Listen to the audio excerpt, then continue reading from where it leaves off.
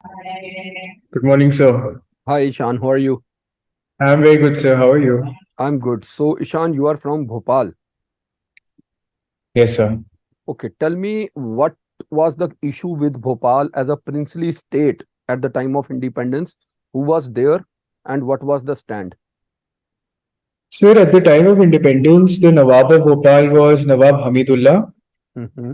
And initially, he was not very much in favor of incorporating with the newly independent India.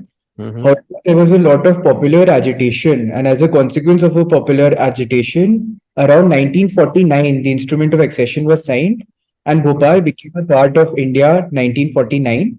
All right. So, And Madhya Pradesh, as such, is a very beautiful state. A lot of history, lot of culture, ethos. And if you go to Indore, you find lot of food and a lot of things like that. But near Bhopal, we have a very historical site. Which side is it? yes, sir. There's the Bhimbhetika, which is a prehistoric site, but there's also a modern historical site in the sense of a industrial disaster, which is the Bhopal gas tragedy. Okay. So Bhimbetka, have you Yes, sir. been there? Yes, sir. I have many times. Oh, wonderful. What is your optional subject? Sir, my optional subject is law. Law. All right. So give me some idea about this new amendment and making the entire civil code and criminal code into Bharat Kanun, or what have they called it?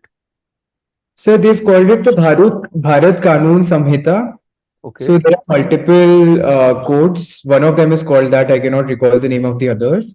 All right. So what do you think? Is it the literal translation, or is there some dramatic change in the legal system? Sir, so certainly, I think there are some very major changes. For instance, the law on sedition, for instance, was a colonial legacy, and that has now been removed. So there were some erstwhile colonial issues that were continuing in the way our laws were drafted, because these were all 1860, 1800s, 1900s. But there was a lot of, when the committee reports were being tabled and when the law reform process was happening, our university was also closely involved. And there was a lot of concern about the fact that not enough stakeholders are being consulted for there to be a comprehensive overhaul in the Mhm. democratic sense. All right. So Yes, sir. what is your personal view on this? So my view on this is that a lot of changes they have brought in are very progressive and they should be continued. Mhm. However, bills have just been tabled, and this is the ideal opportunity for us to now start reaching out to stakeholders and to get a very comprehensive view on it from various legal practitioners, police personnel, and also civil rights activists who see the other side of things. So everyone. Okay, I will speak to Maxim in front of you. Tell me which one you choose as a legal practitioner. Justice delayed is justice denied. Justice hurried is justice buried. So very difficult choice, but I'll choose the first one over the second one simply because of what we see around us. So what we see is just very long, very, very long delays. We see the average life cycle of a court case being somewhere between 3 to 5 years. For criminal cases, 10 years, even more than 10 years. And so many wrongs remain unaddressed. For instance, the Bhopal gas tragedy, wrongs around that, so many criminal cases as well. So sometimes the victims pass away and their children are still fighting cases. So it's important that justice be done within the lifetime, within a reasonable time. All right. Okay, great. So give me one quality in you that makes you a rightful candidate for selection. And you must not be telling me the same things as everyone tells. I'm honest, I'm hardworking, and not like this. Give me some very genuine something that you have in yourself. Just a moment. Hanji, sir.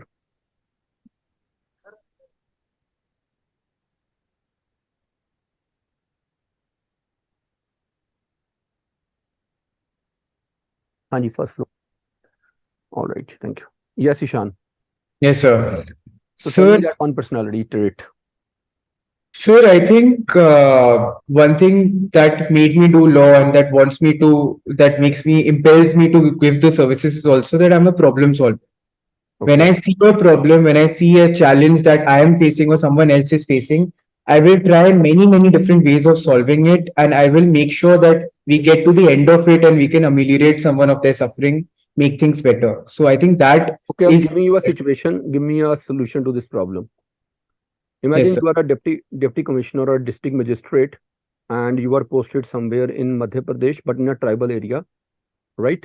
And now there are agitations because the tribe consider itself to be better off if they get quota under OBC category, and the OBCs in the area are not interested that the tribe should now come into OBC category.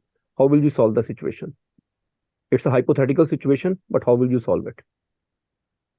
Sir, I think the first thing to do for any reservation claim is to look at the constitutional text, and there is a social and economic backwardness which has to be tangible and proved. So, for this situation, I think the best way moving forward is to have an objective solution of a committee being set, a committee sitting and taking stock of the social and economic numeration of the tribe, where they are, what problems they are facing, and whether the criteria for reservation is met. Alternatively, we could consider them, since they are a tribal group, to be a part of the scheduled tribes or particularly vulnerable tribal group, and that is the quota under which they could get the appropriate reservation. Which category gets a more tangible quota, ST or OBC? So OBCs by a very big margin. All right. Okay. So Ishan, now let me give you two points here as a feedback. Yes, One, sir. you are a naturally very composed man and a very talented boy. I don't want you to get yourself doctored by visiting hundred of doctors for this. Please don't do that. Don't spoil your natural flow. From Okay. my side, it is thumbs up. At best, I could recommend you is once you get your DEF 2, we can have Yes. one more mock that will be a panel mock. And if as an honest teacher, I would recommend you please go to Khan sir, KSG. His interview panel is the best across, right? Yes, sir. Don't go many places. It will not take you anywhere, right? You are such a talented boy. You reminded me of one of my old students. He is now an IPS. So you have a very composed personality. Stay as you are. Don't get change. Don't get feedback from hundreds of people, and you gonna win. One, two. Now the second thing that I would tell you is that while you talk, Yeah. by chance your eyes blink very fast in between. It is natural, but that's all right. Maybe there is light in front of you. There's a window, sir. So yeah, Maybe, there's, maybe yeah. that is the reason. Rest, everything is amazing. I have no issue at all with your interview. I would like to tell you, if I am to give you marks, I will give you somewhere around 190. Oh wow. So that is because I was so stressed. I had a very long work week. Yesterday also I was working till 2 a.m. And All right. after 2 a.m. I would study for 2, 3 hours for the mock interview. All right. So No, thank no, you. you are very good, and be confident. You are getting some good position, and stay in touch with me. You have my Yes. personal number. So I think you have multiple numbers. So I So have my number ends with 0002. 0002. And Okay. I hope our mains content help you. Immensely. So very good content. Very good content. All right. Best of luck, Ishan. Stay in touch with me whenever you need anything, right?